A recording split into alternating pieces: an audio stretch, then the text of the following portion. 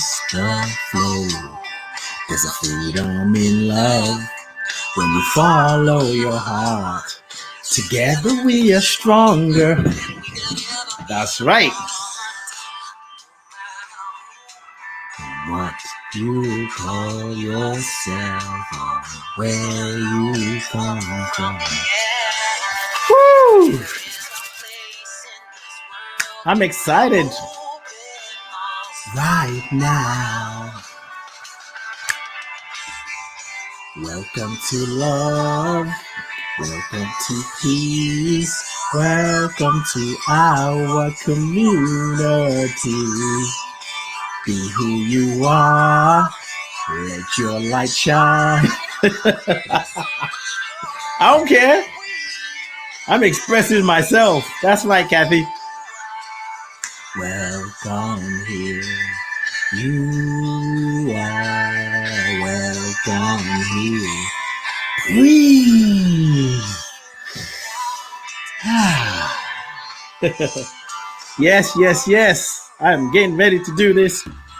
And playing this song there's an irony to this song and what I'm talking about tonight. Let it go, let it flow. Liliana, nice to see you. Welcome to peace. Welcome to our community. Be who you are. Let your light shine. That's right. I'm representing my ancestors. I'm representing my story. I can sing just as good as John Stringer. Oh, we unite. Hey, hey. Now I got a mic here. Why am I doing that? I'm feeling silly. Yeah, long time no see, Liliana. Zimmer. Who got the keys to my Beamer? I didn't know I was going to be this bubbly about this topic. Some of you probably leave after when I start talking. You are welcome here. That's right. That's right, Kathy. You might believe. The irony of this song, you're welcome. We are all stronger together. And okay, try to stop this. No, we don't need that. You'll be just fine. That's right. I'll be just fine. Good evening, good night, good morning, good afternoon, good day to you. I am Ademola Anifowoshe, the son of Alimi Anifowoshe, the son of Esther Oluwafumilola Anifowoshe, the grandson of Idris Anifowoshe, the grandson of Habibat Anifowoshe, the grandson of Alice Osho, and the grandson of Moses Osho. Yes. And what are we doing? We are talking. Thank you, my dears. Yeah, that's right. Don't be putting me out there. Shh. Don't be putting my business out there, Zimmer. Zimmer. Keep it on the zim low. This is a live that was inspired by Spirit, which I've been doing since last Sunday. Well, this past Sunday. Representing your ancestors, let's rephrase that. It's called Representing Our Ancestors, Representing Our Stories. You want to find out more about it? I thought you did. So go to bit.ly/represent ancestors. bit.ly/represent ancestors. You can find out about it and join me in this conversation. So the Representing Our Ancestors, Representing Our Stories is an opportunity for African descent people to gather together, to heal, to grieve together, to release stories of feeling like a victim, feeling depressed, whatever the case may be. There's so much going on in the world right now, and people need a space to heal, to grow, to express themselves. So, Representing Our Ancestors, Representing Our Stories is an event. It's a 3-part series. Tomorrow is the first one, April 24, 2021. And then there's another one, May 15th, and then June 19th. This one, tomorrow, we're doing a grieve ritual to support each other, to grieve, to share, to grow, to release, to expand, to transform, to tap into something that is beyond human circumstances, what's going on in the world, to take us beyond, take us to the next level. So we don't have to buy into the BS that we see on the TV on a daily basis. And there's some people who are gung-ho in supplying more BS into the consciousness of humanity. But we're saying we remember who our ancestors are. they lived truth. They were the true metaphysicians. They understood nature. They were able to communicate with trees and the weather and the ocean, and they got the message. They got the messages that they needed. And that wisdom that they carried is inside of all of us. Everybody has an ancestor. Everybody has an ancestor. And it is important for those of us in this brown body. I ain't black. This is black. This is black. This is brown. I may be on the far end of the brown scale, but I'm still brown. But I understand, brown, black stuff, but I'm just say brown for all of us. Well, those of us in the brown body. So, if you saw the title of this live, I titled it, what is it? The Elephant in the Spiritual Room. Woo-wee! The elephant in the spiritual room. And that's what we're about to talk about. We're about to talk about the elephant in the spiritual room. So I've had a couple of conversations around this event, this 3-part series about it being for African descent people, black people. And it's like, but why? Or the conversation, it's inspired, it's activated conversation. It's not like I was being challenged or anything. And, I'll tell you a little bit about my own story around it. But it has brought up the conversation where people are saying, are you sure you want to do that? Conversation around, well, yes, we do need space. Black people need space to heal, to grow, to share. They need a safe space, a culturally safe space for us to really express what's on our heart. And then the conversation has been, we just have to be sensitive to white people who are our followers. And I was like, yeah, I get it. And then there's another conversation around, well, we should all be able to do this together. We don't need to have it as like where black people are gathering to do it and white people are gathering to do it. Now, none of these conversations were antagonistic. It was just a conversation. And I get it. I understand it. And the people that I've had this conversation with folks who I say is part of their spiritual, they're spiritual people. They understand their spiritual nature. They're loving, they're caring, and they're also they care about how we expressing the message. And I'm really slowing this down because it is very, very important. Let me tell you, if some of you have been listening to my live for the past few days, you've heard this story, but bear with me because I need to give today's topic. I need to put context, the premise. When I had the idea to do this, well, actually, funny enough, almost every time I do this live, I catch a new awareness. When this idea came through me, through a dream vision, that's what I call it. It came through a dream and it's a vision. And the night before, I had asked, how can I be of help? How can I support? What is mine to do? And that night, I went to sleep and this came through. Wrote it down, and I've been talking about it about just a little over under a year now. It was right after George Floyd was murdered. And this is what came through to be of assistance. And it was mostly, and what triggered the question was being in an affinity group with Black people who were in pain, who were feeling anxious, who were struggling with all that was going on in America last year, the protests, worrying about their siblings, if they're going to make it home safely. I was in this group with these people, and I'm just like feeling the pain and seeing the pain. And somebody said, we got to have hope. But I'm just mad that all we have is hope. And as I listened, because I'm here in the UK, if I was in Atlanta, I'd be really feeling it a lot more. But because I was in the UK, and I am now, I was feeling what I was watching on CNN. I felt it, but there's still the protection of distance. So anyway, listen to all of them. This came through. And at the time, I was saying it's for BIPOC community, the Black Indigenous People of Color.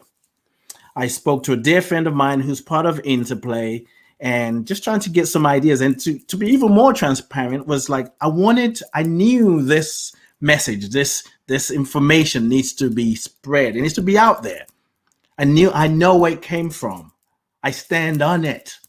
It was an answer to a question. It wasn't something that I cooked up. It came through me. So I'm saying, okay, BIPOC community, which is Black Indigenous People of Color, which means Native Americans, it means Asians, it means Hispanic. It's just people of color. Everybody. But I felt like I needed to get some understanding, because as a Nigerian man in his brown body, there's some things I identify with Black people in America. Black people in the brown body.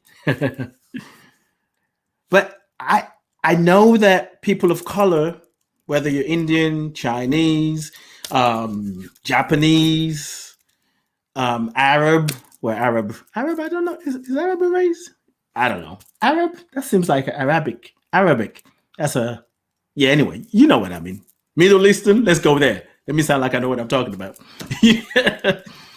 Experiences racism, but it's different. Racism in America, it's next level. And the story of how African descent people, Africans, has been treated in America, it's forever. It's like it's a never-ending story. It's like a never-ending story. And I was thinking today, I said, and it's not just in America, let's be very clear about that.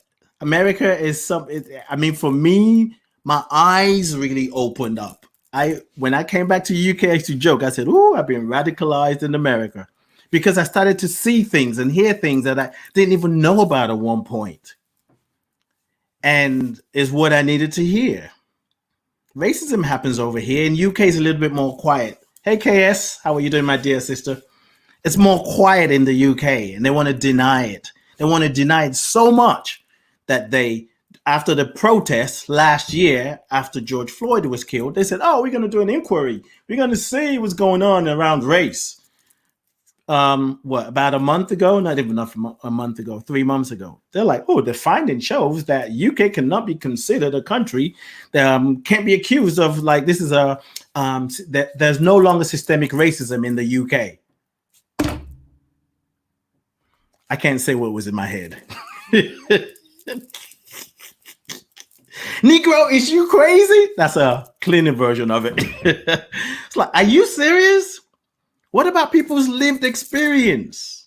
So anyway, that's not what I want to talk about, but just to give context to it. Racism is happening. Racism, when I say racism, I'm talking about power and privilege. White supremacy, systemic racism.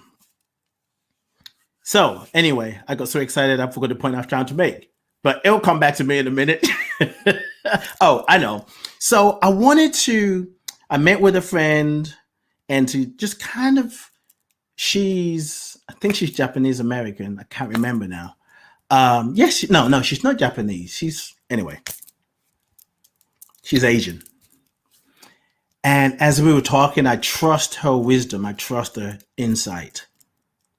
And then we were talking, and I was saying, I really want to kind of do some research. I just don't want to go out there representing our ancestors and acting like I know everybody's story. So we talked, and she listened. And after a while, she was like, I really feel like this is for Black people. And when she first said it, I was like, no, not me. I'm about inclusion. I'm about bringing people together, reminding people of our oneness. I can't be associated with an event, even if it's mine, to say it's only for Black people. But at the same time, I felt the truth in those words, that it is for Black people. It's for African descendants, African heritage, people from that lineage who've been oppressed, whether it's in the diaspora or the motherland. So I had this sort of fear going on and excitement going on. And then I realized as well, it's like, yeah, I need to, I just felt like something that I needed. So when I say that the elephant in the spiritual room, I'm talking about the elephant of race, if you will, where those of us in the spiritual community, sometimes we want to skip past, let's not make it about race. Why does it have to be Black people? Why can't everybody show up? Yeah, to some extent, yeah, I get it. And simply, well, actually, I'm going to take this approach because I've been taking notes. So I'm going to look at my notes. But before I do that, I think everybody, whether you're in a brown body and a white body, I want you to ask yourself, when you ask that question about a gathering of healings, a gathering for healing, when you say, well, why can't everybody be part of it instead of just Black people? I want you to take a breath and ask yourself, where is that question coming from? Don't come with some kind of memory or information that you have from the past. Let the answer rise up from within you. Because when you allow the answer to come from within you, you might just get an answer that causes you not to ask. I'm just going to say, I want to say it. So I'm going to free myself. Dumb questions. So let me see. Zima said, right. I got to put my hands up here because I can't see the front. We do need something for us that we don't have to share. If it waters our pain down sometimes. Yes. And that's the main thing. There's some things that, let me go to Rev D's analogy before I break things down. I love how Rev D, my mentor, always breaks this down, the different ways that she tells us. But here's what I need people to understand, especially, well, all of us really, whether you think this is a good idea or whether you think this is a bad idea to have something for just Black people. I've had to write an email to say, ooh, wait a minute, to an Asian friend of mine, this is for Black people only. It was uncomfortable. And I had to ask myself, why is it uncomfortable? Because I didn't want to be perceived as somebody else who's doing that separation thing, but it's not that. So in a spiritual community, there are ways we say we are one, we are one, we are one, we are one, we are one. Okay? However, we don't do that when it comes to the family. We don't say, this is one family, it's one family, so the children can get involved with what's happening with mom and dad. We don't do that. We know that some things, when we're talking about sex or politics or whatever we say, it's got to be age appropriate. There's some things we're not going to involve the children in. There's some things that even the husband and wife, they go about things differently. If you live in the same neighborhood, just because you live in the same neighborhood, you can't just go to somebody's house because they're having a party. Your next door neighbor and say, well, we live in the same neighborhood. Why can't I come in? If they didn't invite you, you're not allowed in. Okay? Yeah, we're one. We live in the same neighborhood, but I can't go into your house without you inviting me. And if I say I don't want you in there, then so be it. Instead of saying why. And this is the thing that I really want us to get, those who still have that question or can't be with it. And you may not get it. Maybe you will. And I want to use the analogy that Rev D uses, Reverend Deborah Johnson. And she talks about this concentric circles. Or you can say level 1, level 2, level 3. So level 1, or the circle, and she says there is a way in which each and every person is like all other people. Like each and every one of us, we're like all other people. That's level 1. That's the universal level. Like, yes, we're one, all an extension of God, all extension of the divine. Level 2, the second circle. There are ways in which each person are like some other people. So that's about culture. It's about identity. I'm of Nigerian heritage. If I start speaking to my siblings in Yoruba, some people ain't going to hear it. That's a difference. And if I'm talking to somebody who only speaks English or doesn't understand Yoruba, I have to speak a language they understand. So if I'm trying to gather with my Yoruba family, you won't ask me, why can't I speak Yoruba? Because you can't. You can learn. So level 2 is there are ways in which people are like some other people, culturally, identity, there's other ways, but just, we are all like each other. But when you narrow it down to level 2 or the second circle, there are ways where we're just like some people. We see it. We try to ignore it because that conversation around race makes us go, ooh, we're talking about race again. Let's not talk about that. Let's not see color. We're all one anyway, but we don't do that when we're talking about women's issues. I'm going ahead of myself. And then there's a level 3. There is a way in which each and every person is absolutely unique, like no other person. So even in this gathering that's starting tomorrow, we can all say we're Black people, but we're unique. Our fingerprints are unique. My point of view is unique.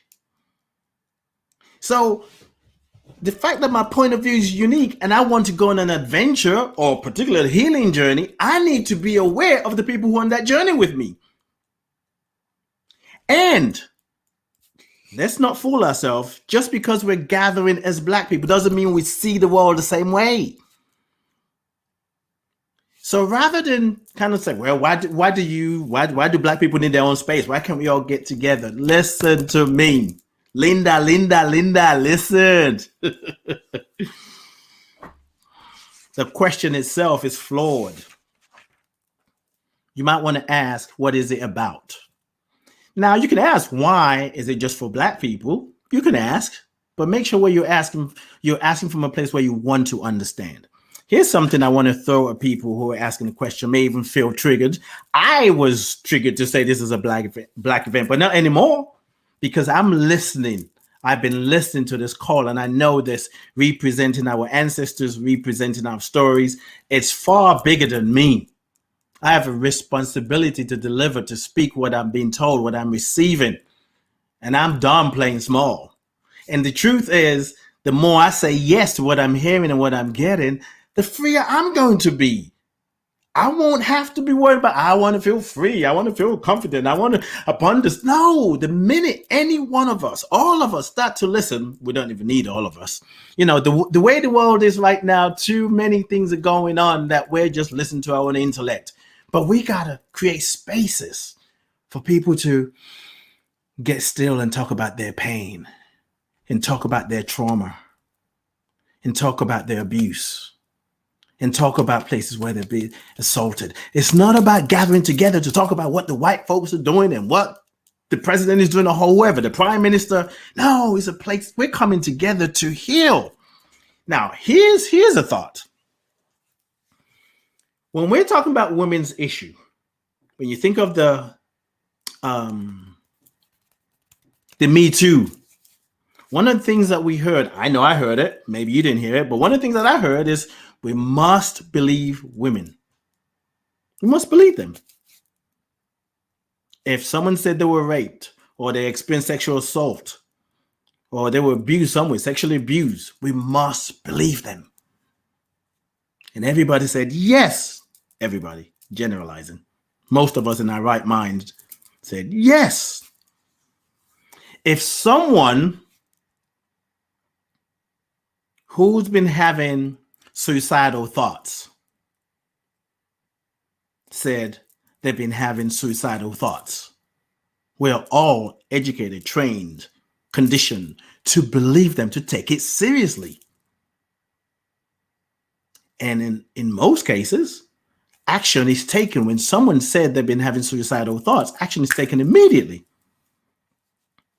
Now, I do wonder, during the Piers Morgan and Meghan drama in UK here, there's a governing body called Ofcom, which is like the FCC in America.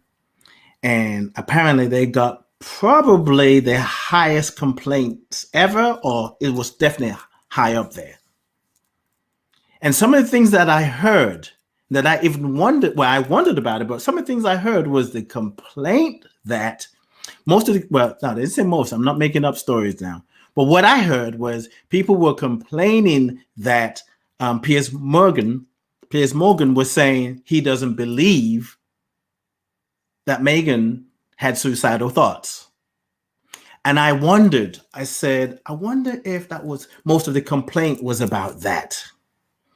Now, I don't remember hearing him saying anything that's outwardly racist, but there's a tone to it. You can just kind of like, that shit don't smell right, brother. I hear what you're saying, but I know what you're saying. So there was more outrage about that.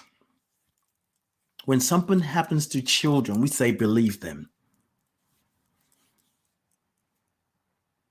Believe them. Why is it when Black people talk about their lived experience, how they've been abused, oppressed, that Black lives matter, you're quick to say, why does it have to be about race, always about race, all lives matter? That tells me there's something you're running from that you don't want to see, whoever the you is. That tells us that we know that this whole thing about race, it's so deep. Oh, it triggers the hell out of us, literally, the hell.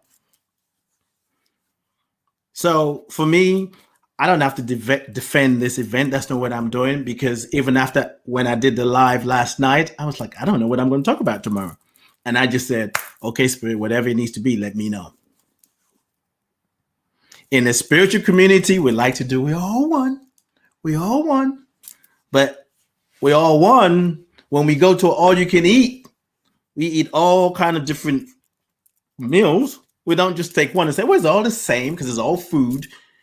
When we're buying a house, buying a car, we look at different colors. When we're making salad, we look at different colors. But when it comes to Black and white issues, whether race is a societal construct, yes, get that.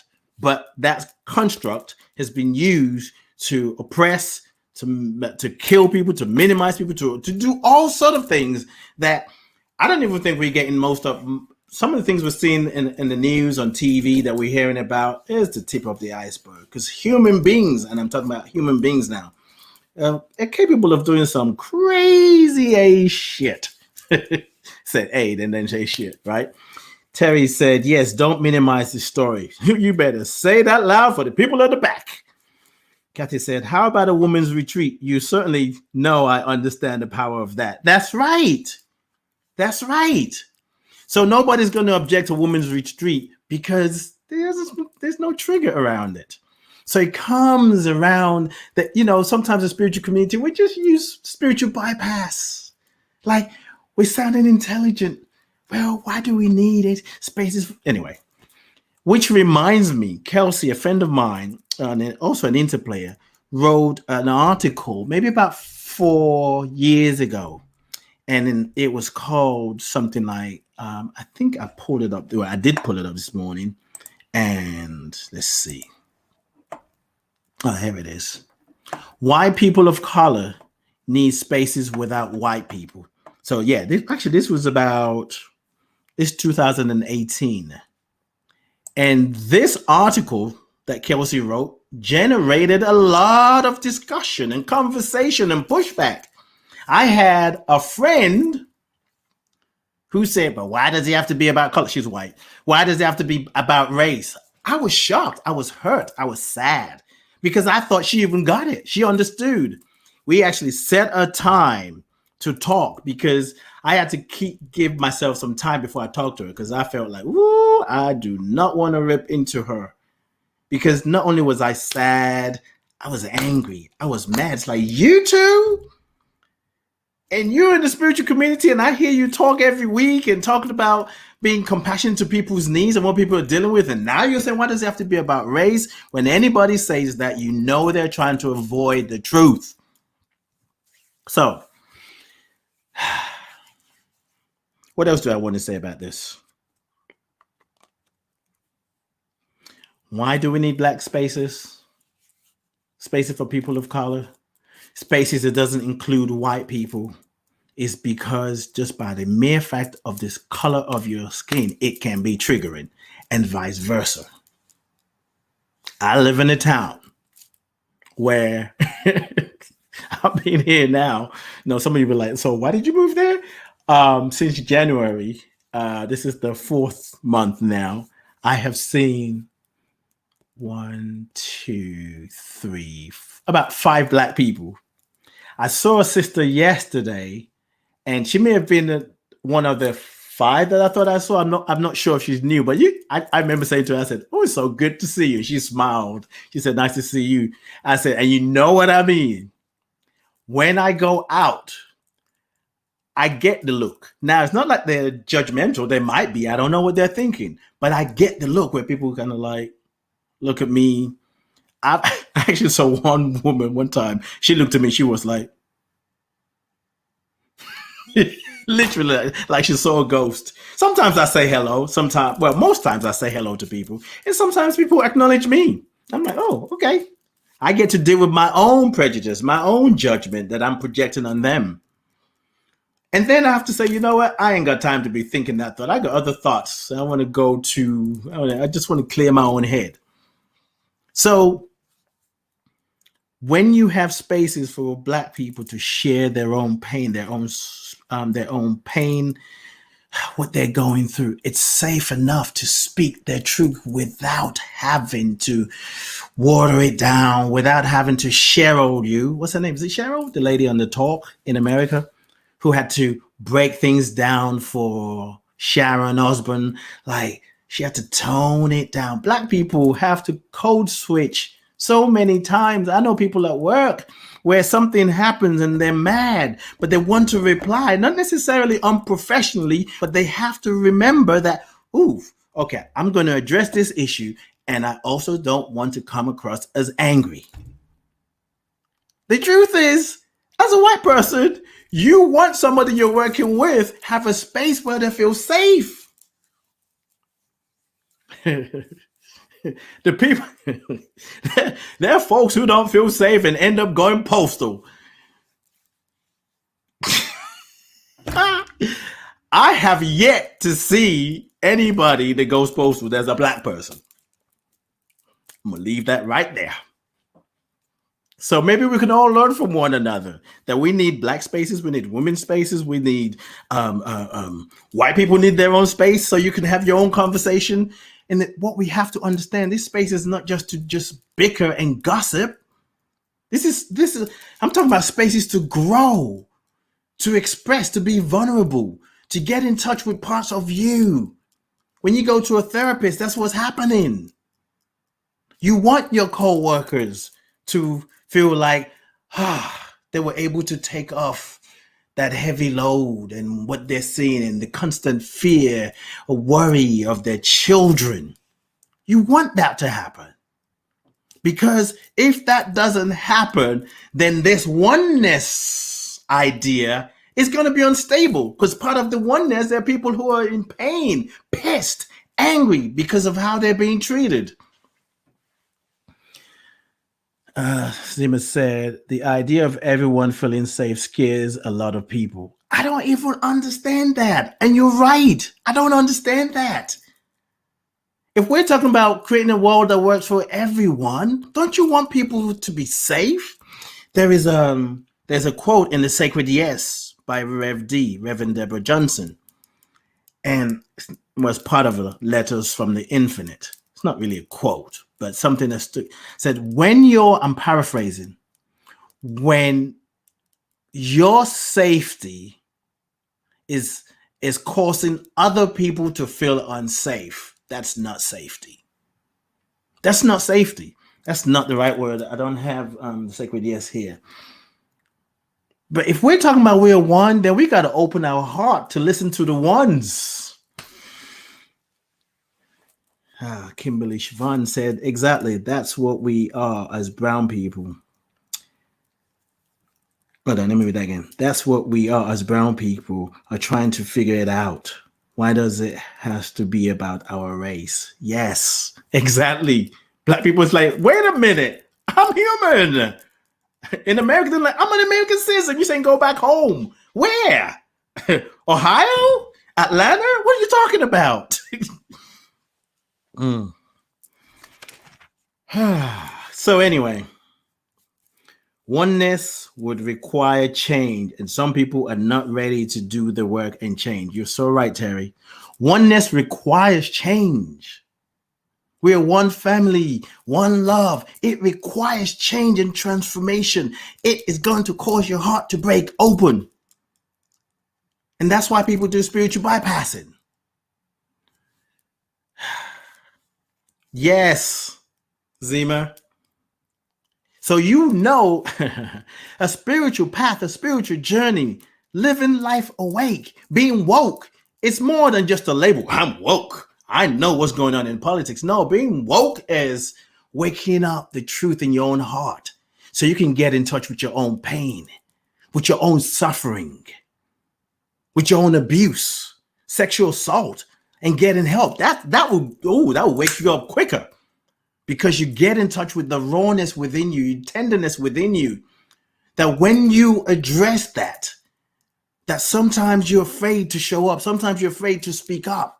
Because of how you look, because you're a man, because you're a woman, because you're black, because you're white, because you're Muslim, because you're Christian, whatever, Hindu, Buddhist. Because we do this to ourselves. We do it to our siblings. I keep emphasizing this to some extent, that white supremacy, systemic racism, is the same as sexual assault. It's the same as classism. It's the same as gender bias. It's the same. It comes from fear, which leads to hate, which leads to separation.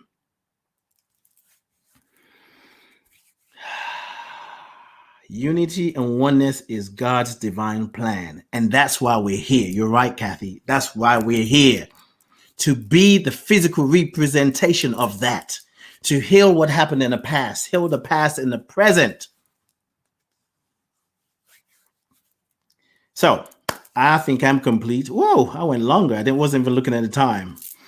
I tried to keep this between 15 and 30 minutes, but I knew this was going to be a lot of fire. And without trying to disappoint you all tomorrow, this is not really what we're talking about, but it is what we're talking about tomorrow. It's a space that has been intentionally created for the healing of Black people. And in healing, there's grieving. When you grieve, you open up your heart. When you grieve, you allow the sorrow to rise up. When you grieve consciously with awareness, you allow your body to move into a place of flexibility and openness. You release stuck energy that causes you to snap at somebody, maybe snap at your own self. We see so many things going on television. You can name it. People being shot, literally, just because of the color of their skin.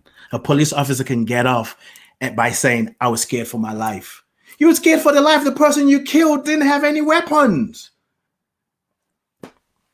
So tomorrow, 1 p.m. Eastern, 6 p.m. UK time, representing our ancestors, representing our stories. Join us. Tomorrow's session is a grief ritual. We get a space to release what's stuck in the body. We get a space to express all that we're carrying. And we do it in community. And because we're doing it in a community, that means you don't have to tell all your story, because someone else in there knows that story. They will tell the story that you've forgotten.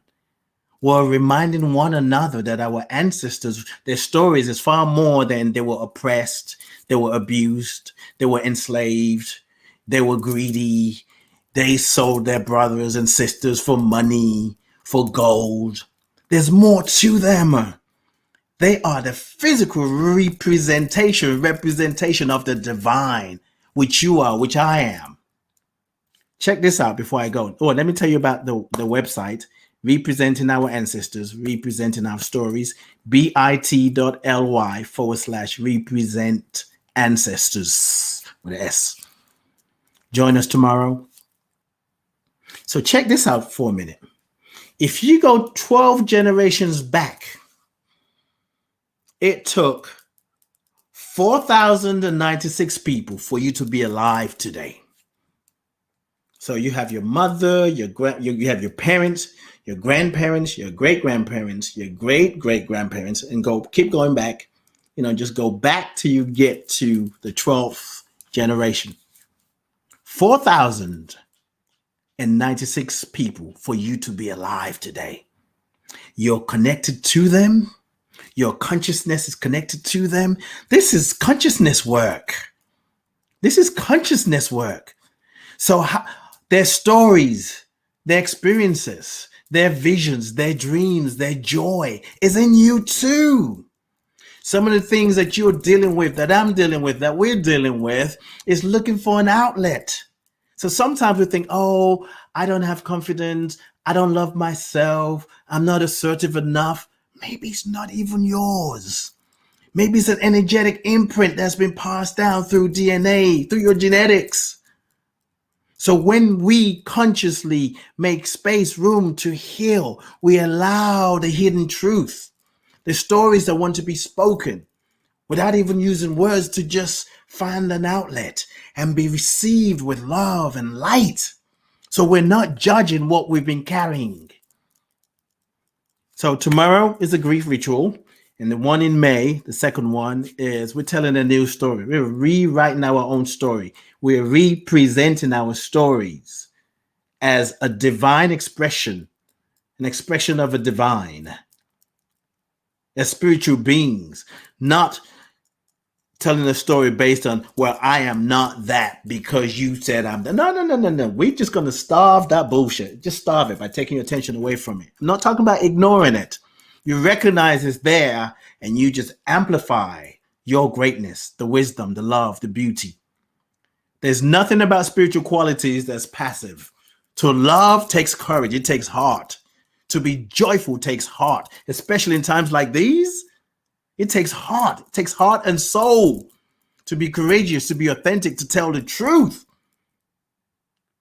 to listen to your friends and family or people that you know going in a certain direction. And you're thinking, why are y'all going that direction again? And you might even challenge your own self or doubt yourself, like, maybe I'm supposed to be going that direction, but something in you saying, no, stay right where you are. Stay right there. We're telling a new story. And the last one is a vision of a new generation. We're creating a vision of a new generation. KS said, to make everyone feel safe would require everyone to take a look within and be accountable. And that's not what people want to do. They'd rather attack from the outside instead of going with it. Amen. Let the church say amen. Hey, woman. And so it is. I share. It's easy. Well, actually, I don't know if it's easy. Is it easy to just focus on what's going on out in the external, or as you say, the rather attack? Is it easy to attack? Well, when we attack, we diminish our own light, but we don't have that conversation regularly. We don't understand that the attack that we are projecting, we're actually attacking ourselves. And when you attack another, whether it's physically or verbally, you don't know that you're attacking yourself. And when you attack yourself, you don't feel safe within yourself. When you don't feel safe within yourself, you think you need a weapon to protect yourself. When you think you need a weapon to protect yourself, everybody's coming to get you. So you're really not at peace. So you're constantly worrying and alarming your house up. I don't have anything about putting an alarm in the house. But the thoughts of attack just gonna just eat at you. And then before you know it, you have to pop pills to go to sleep. And you say you're working too hard, but no, your thoughts are killing you. Ain't the job. Ain't the black man or the black woman or the white man or the white woman. I think I'm done. I'm stopping right now. I've said that so many times, right? But I am complete right now because there ain't nothing that I'm saying that you all don't know.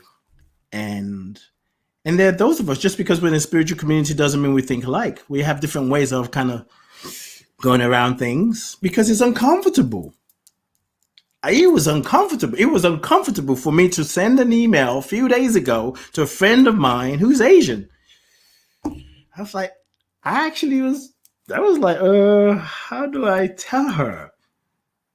Because I was worried about hurting her feelings. I don't know if that would have happened.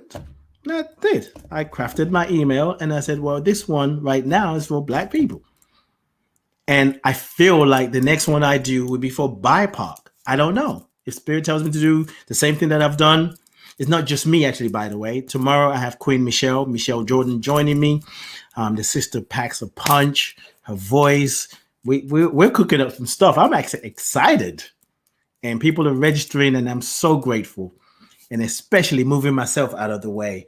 I stopped making it about me. Last Sunday, like enough people haven't registered. What's really going on, God? Why would you give me an idea? It's like, get yourself out of the way. This ain't about other people. This is for you to represent your ancestors and represent your story. One of the stories you got to change is worrying about things you ain't got no business thinking about. I was like, oh, okay, got it. So I'm trying to end this. So, and then telling a new story, I'm going to have my brother Masanko join me. And it's actually, the three of us is interesting. Masanko is from Malawi in Africa. Michelle Jordan is from the Bay Area. And I am from Nigeria, UK, marinated in a little bit of American culture. But the thing that brought us together, or connection, is not, it's America, which is also, and interplay, so that we're all interplayers. So the practices and some of the things we're going to do is support people in moving the body to release energy and to integrate the new awareness. But, it is what it is. I don't know why I said that, but that's the only thing that came to mind. Let me just see if I've addressed everything that I need to address. I will never address everything I need to address. That doesn't happen. There's always time. There's always more. Yes. I love these. I love these comments. Let me just post them because I can. I wasn't doing it while I was live because I don't have my producer with me today. I just want to print it on the video so other people who come behind us, those who are watching the live, you can catch this. It's not in any particular order. I'm doing it because I can. Oneness is a spiritual practice, and it ain't easy, but you got to be willing to let yourself be used. You got to be willing to allow some of your own stories to dissolve so you can represent your own stories. And as you represent your own stories, you can represent your ancestors. And I also going to say something, and I'm going to finish after this. I was telling you about if you go back 12 generations, you have 4,096 people behind you that came together for you to be born. If you go back 20 generations, you have over 1 million people coming together for you to be alive. Do the calculation, do the math. I love you. I bless you. I appreciate you. And I thank God for you. I am going to type in the link here for those who need it. bit.ly/represent ancestors. And that's tomorrow, April 24th. Tell a friend, bring a friend, share it. I humbly ask you to share with your friends. If you have some friends who are saying, I'm tired of this bullshit, I want to leave America. Maybe you're not, tell them maybe you're not meant to leave. Maybe you're the one to bring the medicine that America is seeking, that America is asking for. Invite them to come and grieve with us. There's so much has happened this week. There's a momentum of hate and there's a momentum of love. And so actually, if you think of it as a train, I'm trying to end this. Can y'all let me finish this conversation? I gotta go. Okay, so there's a momentum. There's a train of hate. When people step into that place of separation, that train has been going for a long time. And there's another train, the love train. There's a momentum too. It's going. We don't always hear about it because people think love is like, yeah, well, you need more than love in the relationship. Oh, love is all good. And yeah, I don't do love anymore. I'm done with love. When you understand the power of love, you know that's the only thing that ever is. When you are aligned. So let's get on that love train and amplify its energy and create a faster momentum. Some of us are never going to see the world that we want to see. We may never see the world that works for everyone. But if you don't start doing the work now, maybe your great grandchildren, they might not see it because you were too busy complaining about what ain't happening. And God is like, oh, that's the reason I've created you. You are the answer. We're like, where's God in this? God's like, I'm right here. I'm present. I am now. I'm out. See you tomorrow if you're joining us. And if you can't make it tomorrow, we have another one. You don't have to be, well, I would like that everybody goes through the 3, April, May, June. But if you can't make tomorrow for whatever reason, that's fine. Send a gift. Get a ticket for somebody else. And they can stand for you. The only thing that's important is energy, and you can't limit it. I'm out. I love you. I bless you. I appreciate you, and I thank God for you. Peace and blessings. It's time to go.